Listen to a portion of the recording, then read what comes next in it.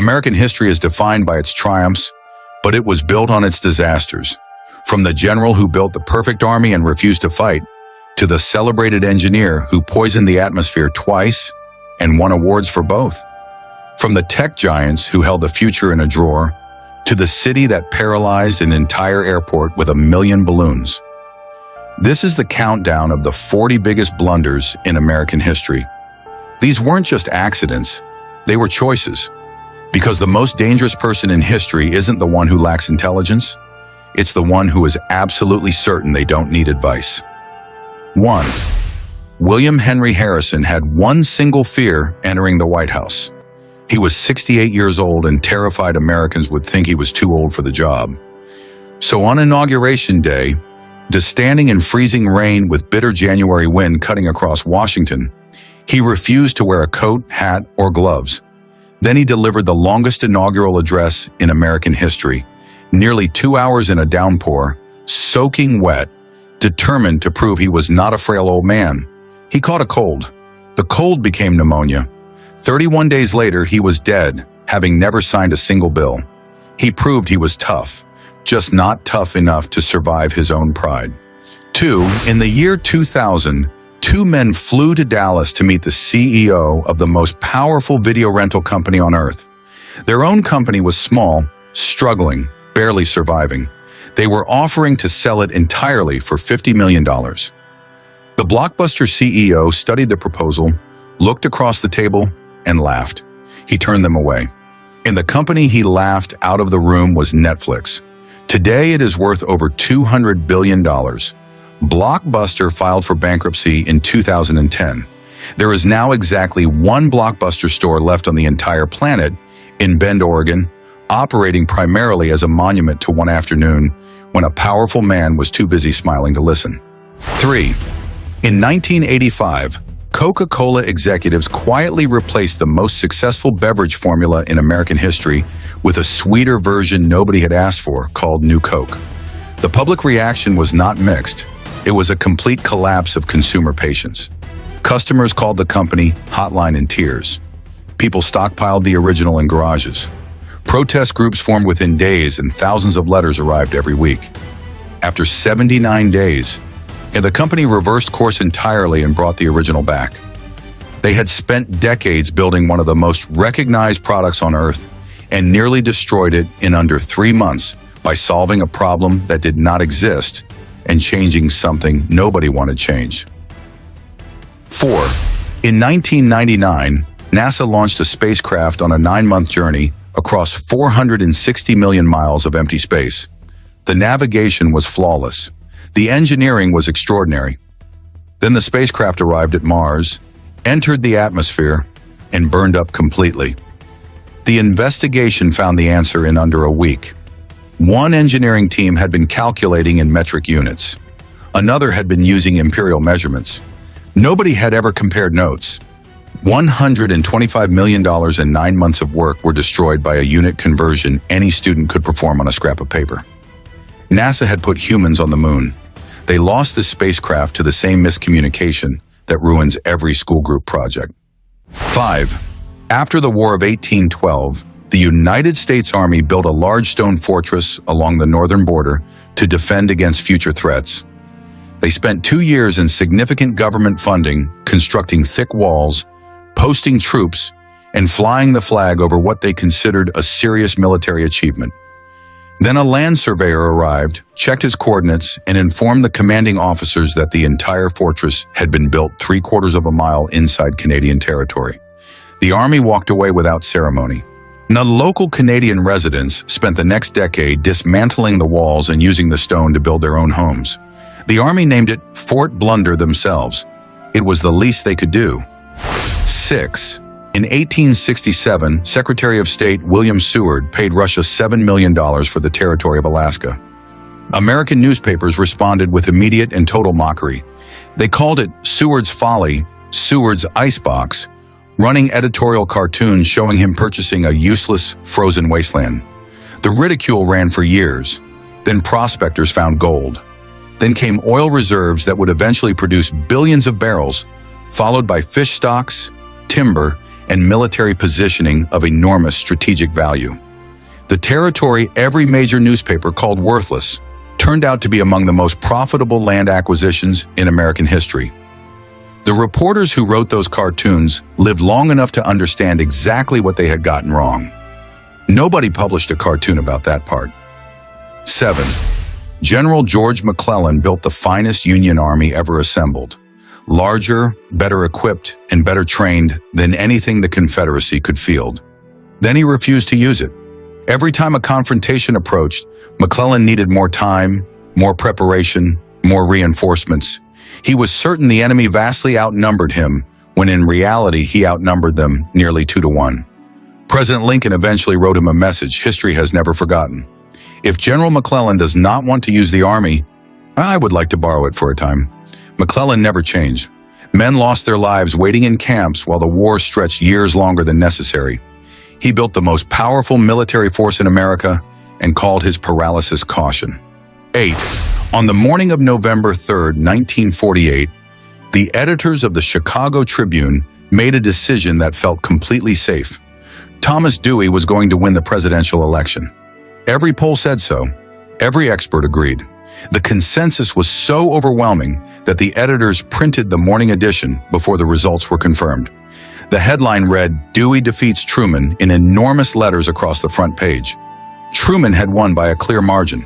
The following morning, a grinning Truman held up that incorrect front page for photographers, and the image became more famous than anything the Tribune had ever printed accurately. They had trusted the polling completely and forgotten to wait for the one thing that actually mattered, the votes. 9. In 1985, a Senate committee decided the most urgent cultural threat facing America was rock music lyrics. They convened a formal hearing and invited musician Dee Snider to testify, apparently expecting to embarrass him on national television. Snider arrived in a denim vest with no written notes and spent the next hour calmly reading the senators' own interpretations of his lyrics back to them, demonstrating clearly that the disturbing content they were alarmed about existed entirely within their own imaginations. He made one of the most powerful legislative bodies in the country look like it had misread a children's picture book. The warning labels arrived anyway, but the argument had already been won in that hearing room by a man who did not even need notes. 10. The Union Army spent an entire month digging a 500-foot tunnel beneath Confederate lines at Petersburg, packed it with 4 tons of explosives, and detonated it at dawn. The explosion worked perfectly. A crater 30 feet deep opened directly in the Confederate position. The enemy was stunned and completely exposed. Then someone ordered the troops to charge directly into the crater. Not around it, not past it, into it. Thousands of Union soldiers poured into a 30-foot hole with no way to climb out the other side. Confederate soldiers walked to the rim and looked down. 4,000 Union men became casualties inside a hole their own side had built. The perfect plan was never the problem. It was the judgment that came right after it. 11. In 1938, Orson Welles broadcast a radio drama designed to sound exactly like a breaking news bulletin, interrupting regular programming. Millions of Americans tuned in late, missed the disclaimer that it was fiction, and heard a calm, authoritative voice describing machines from another world landing in New Jersey. People barricaded themselves inside their homes. Families drove through the night to escape cities that were not under any threat. Wells stood at that microphone and accidentally demonstrated something that governments, advertisers, and political campaigns have relied on ever since. When people do not stop to fact-check what they already want to believe. The Martians never came, and somewhere right now, the exact same experiment is being run again through a different screen with the same result. 12. In 1876, Alexander Graham Bell walked into the offices of Western Union with a proposal. He was offering the complete patent rights to his new invention for $100,000. Western Union controlled telegraph communication across the entire country and was the dominant communications company in America. Their president examined the device, called it an electrical toy, and sent Bell away. The device was the telephone. Bell founded his own company, which became one of the largest corporations in American history. Western Union spent the following century watching that afternoon get more expensive with every passing decade. They had the entire future of human communication sitting in their boardroom and handed it back across the table. $100,000. That was the price of the future that afternoon. 13.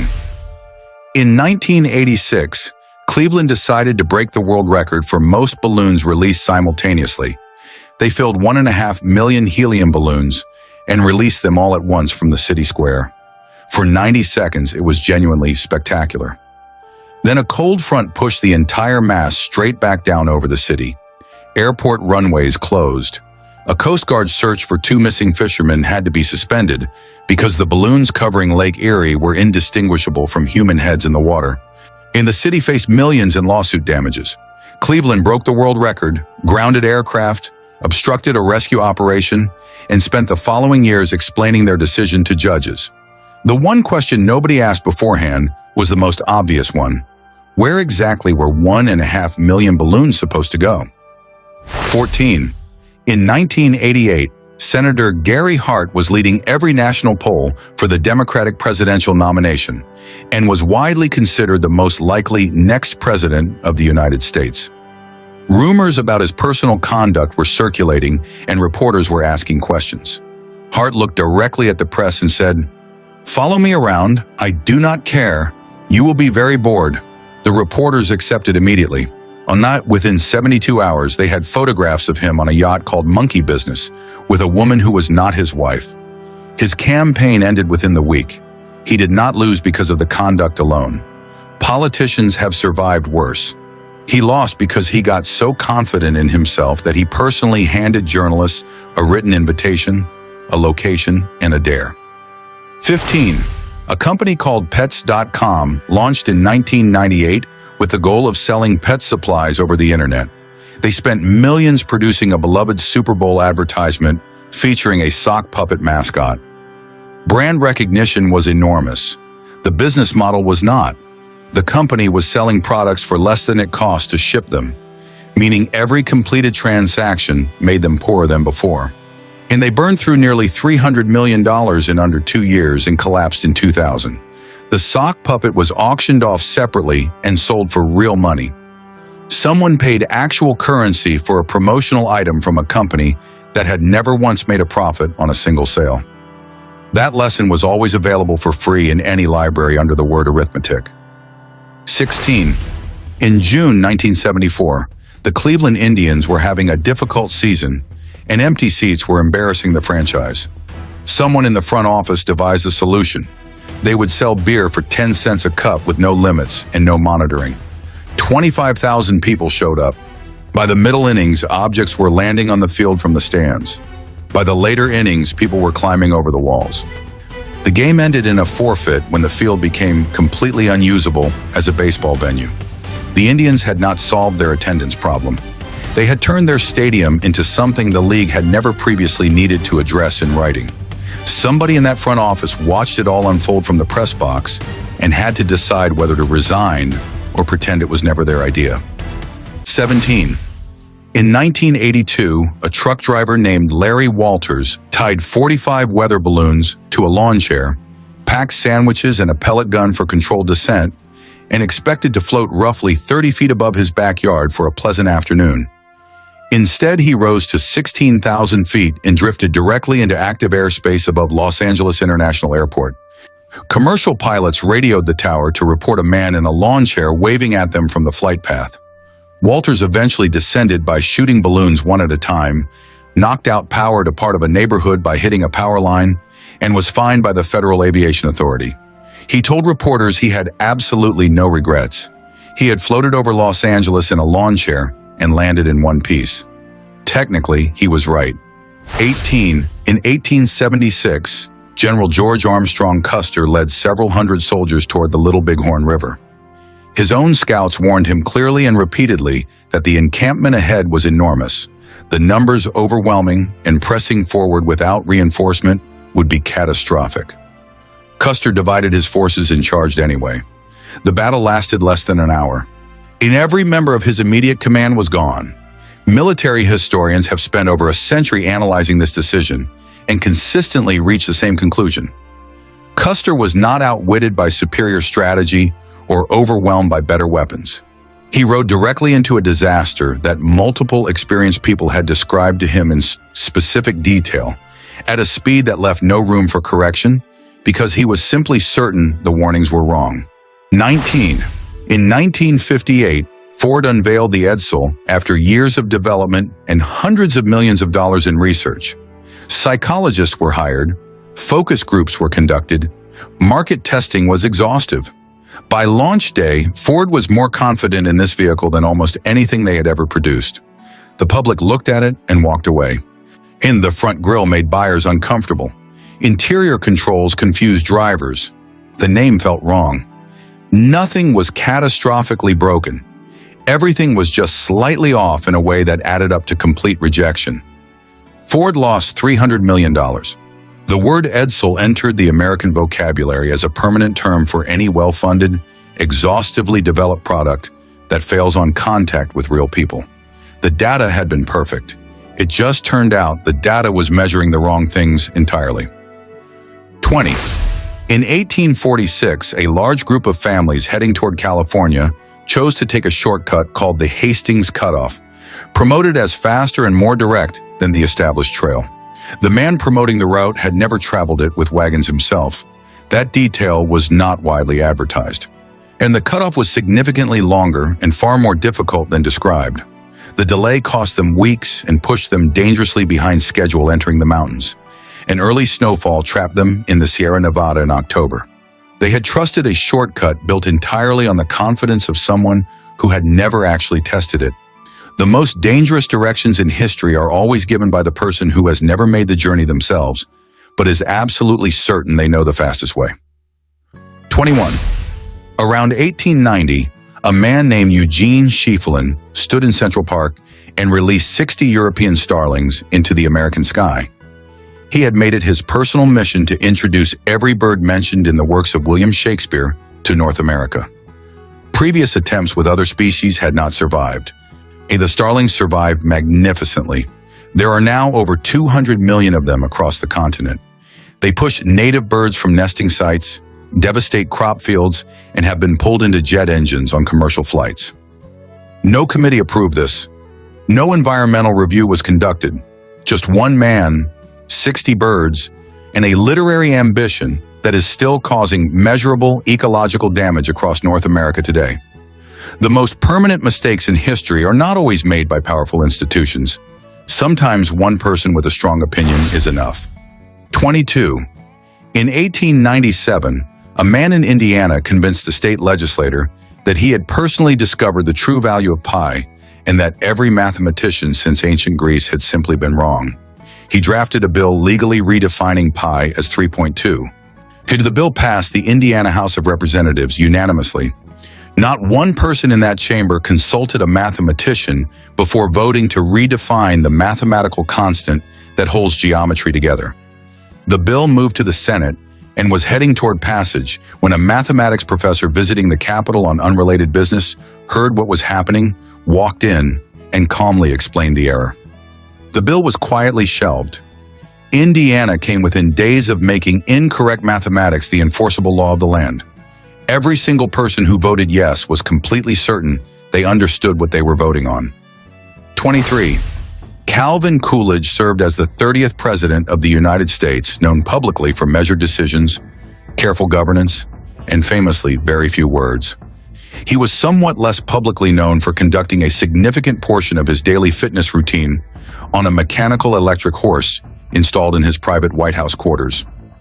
3 times a day, wearing what staff members consistently described as a full cowboy outfit, the President of the United States sat on a stationary machine that shook him rhythmically back and forth while he faced a blank wall. History records his economic policies and his brief speeches. The people who worked in that building remembered the horse. There is something genuinely human about this.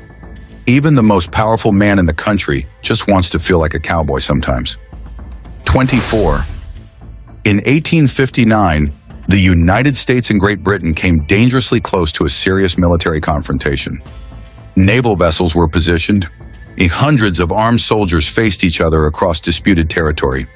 Diplomats on both sides of the Atlantic were engaged in urgent negotiations. The cause of the entire crisis was a pig. An American farmer on San Juan Island shot a pig that had wandered onto his property and eaten his potatoes. The pig belonged to a British subject. Authorities threatened arrest. America sent troops. Britain dispatched 3 warships. For weeks, hundreds of soldiers stood armed and ready over a dead animal while their governments negotiated a resolution. The only casualty of the entire standoff, from first day to last, was the original pig.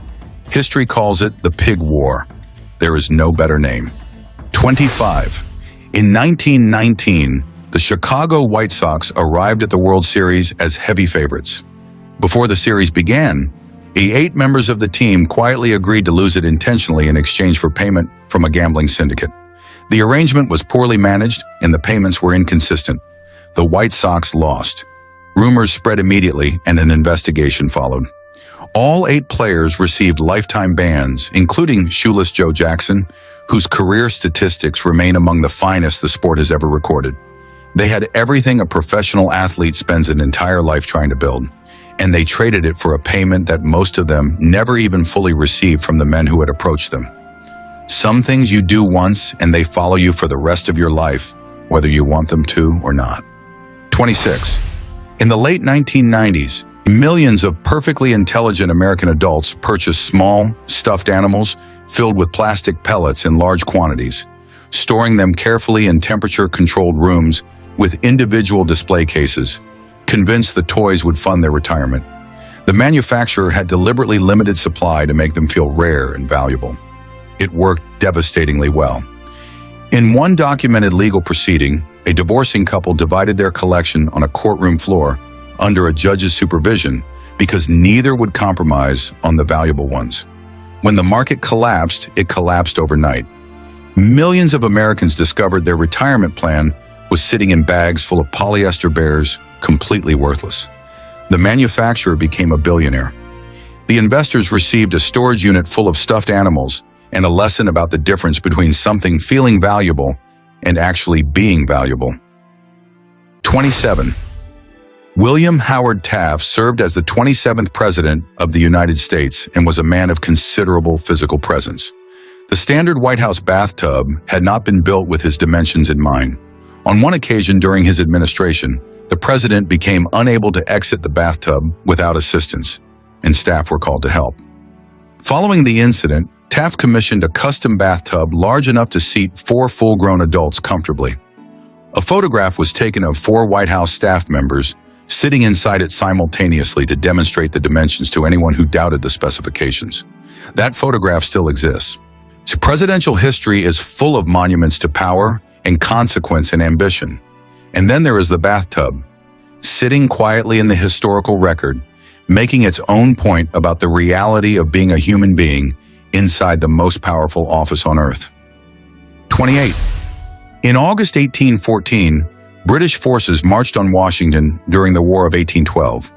The American forces defending the capital retreated so rapidly, the engagement was later nicknamed the Bladensburg Races. President James Madison evacuated the White House before the British arrived. The officers who entered found the dining table set for 40 guests, with food still warm and wine still poured. They sat down. They ate the president's dinner. They finished the wine. They took their time. And when they were fully satisfied, they destroyed the White House completely. The most recognized residence in the country was reduced to ruins by a foreign military force that had just finished eating the occupants' meal. The building took 3 years to rebuild. The story took considerably longer to stop being embarrassing for everyone involved. 29. In 1898, a retired sailor named Morgan Robertson published a novel about a massive ocean liner that struck an iceberg on its maiden voyage in the North Atlantic in April and sank because there were not enough lifeboats. He named his fictional vessel the Titan. 14 years later, the RMS Titanic departed on its maiden voyage in April, struck an iceberg in the North Atlantic, and sank because there were not enough lifeboats.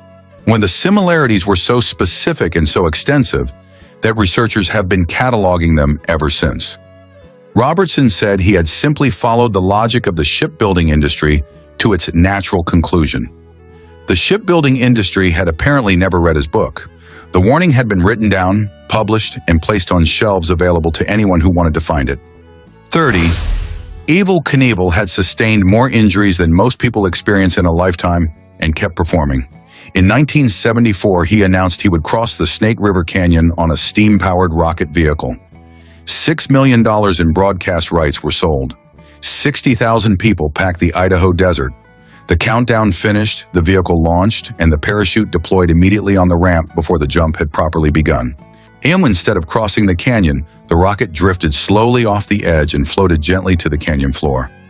Knievel walked away without a scratch. 60,000 people stood in silence, watching America's greatest daredevil peacefully descend into a hole in the ground. He had already collected the payment before launch. So who was the real fool? The man who sold the dream or the 60,000 who paid to watch it? 31. In 1975, an engineer at Eastman Kodak named Steve Sasson built something that had never existed before. A camera that needed no film. It was rough, slow, and heavy, and it was also the future of every photograph that would ever be taken again. He showed it to executives. They told him this was not something to discuss outside the room. So Kodak's entire business ran on film, and a camera that needed none was treated as a threat rather than an invention. The prototype was filed away. 2 decades later, when digital photography arrived from competitors and ended the film market entirely, Kodak filed for bankruptcy in 2012. The man who had built the future worked there the whole time. The future sat in their building, and they put it in a drawer. 32. For decades before August 2005, engineers submitted detailed reports. Officials raised specific concerns. Federal documents named exact failure points in the levee system protecting New Orleans and described precisely what would happen when a major hurricane made direct landfall. Budget requests for improvements were reduced. Assurances were given that the system was adequate. When the storm arrived, the levees failed at 53 separate points. Nearly 2,000 people lost their lives. Every failure mode identified in advance occurred precisely as described, in the locations that had been flagged, in the sequence that had been predicted. The difference between the warnings and the outcome was not a lack of information. It was not a surprise.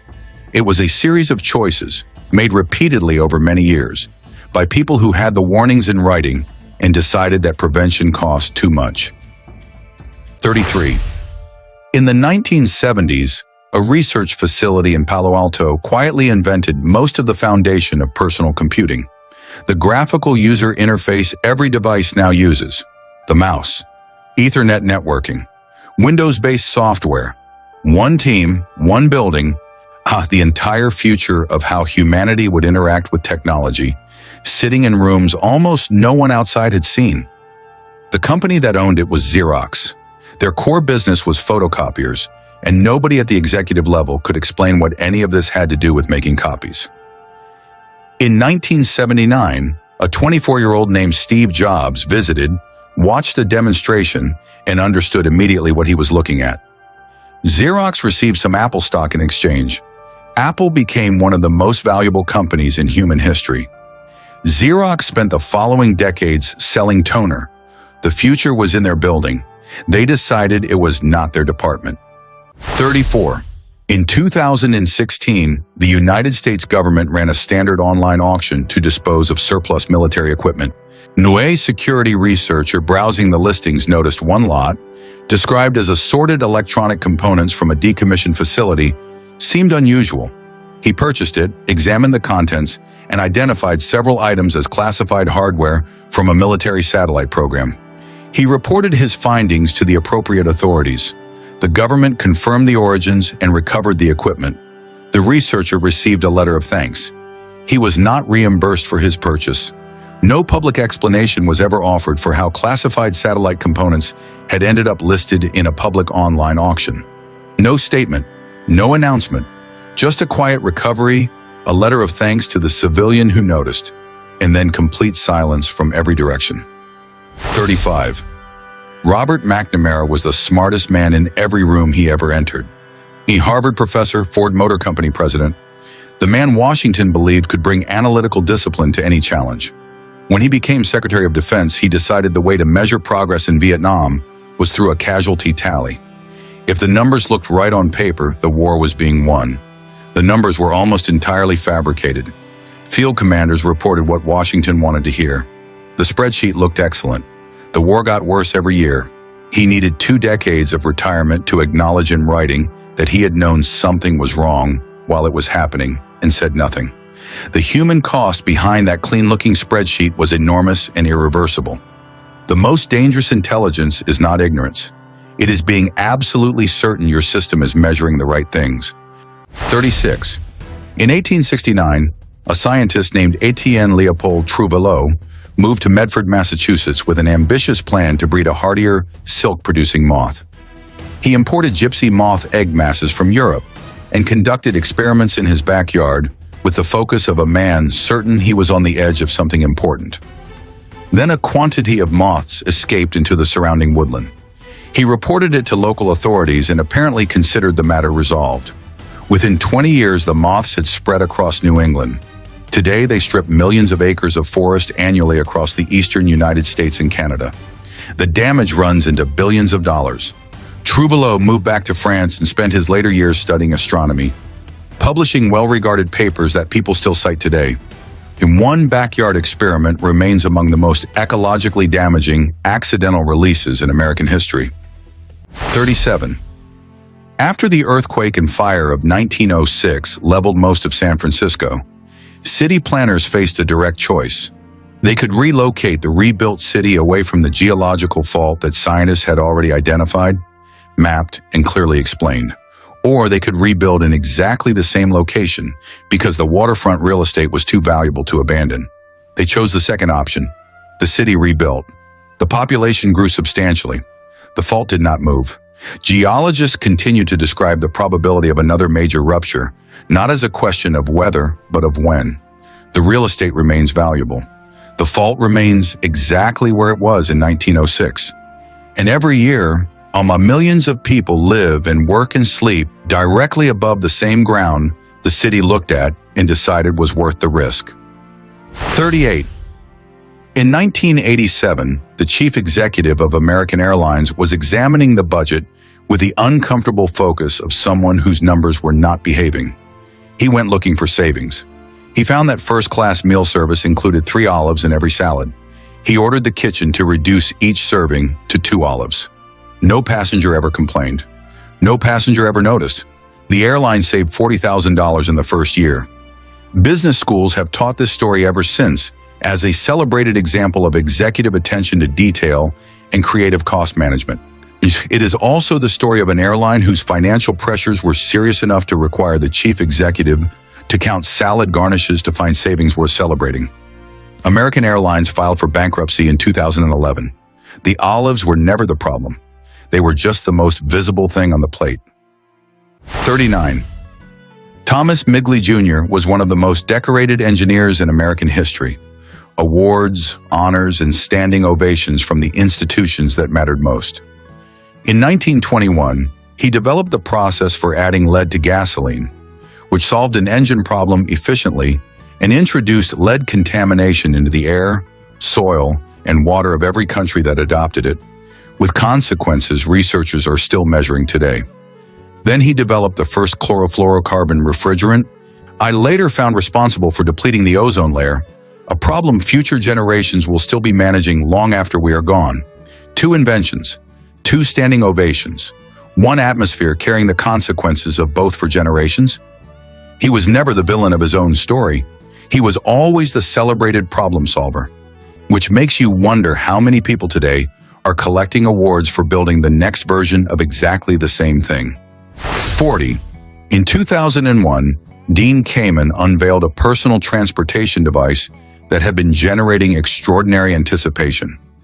Venture capitalists had valued the company at over $500 million before a single unit reached the public. Journalists who had seen it early described it in terms reserved for the moon landing. To Steve Jobs said it might be bigger than the personal computer. The device, when finally revealed, was a 2-wheeled self-balancing electric scooter. Cities immediately restricted it from sidewalks. Sales peaked at 30,000 units annually, primarily to shopping center security staff, tour operators, and airport personnel. The company was eventually purchased by a British entrepreneur who believed in it so completely that he rode one around his private estate and drove off a cliff into a river. The Segway did not reshape cities, it reshaped the inside of shopping malls. $500 million of belief, one scooter, 40 blunders. 40 people who had every advantage and used none of it. Somewhere right now, the next entry on this list is already in progress. Which one do you think caused the most damage that could have easily been prevented? Make your case in the comments.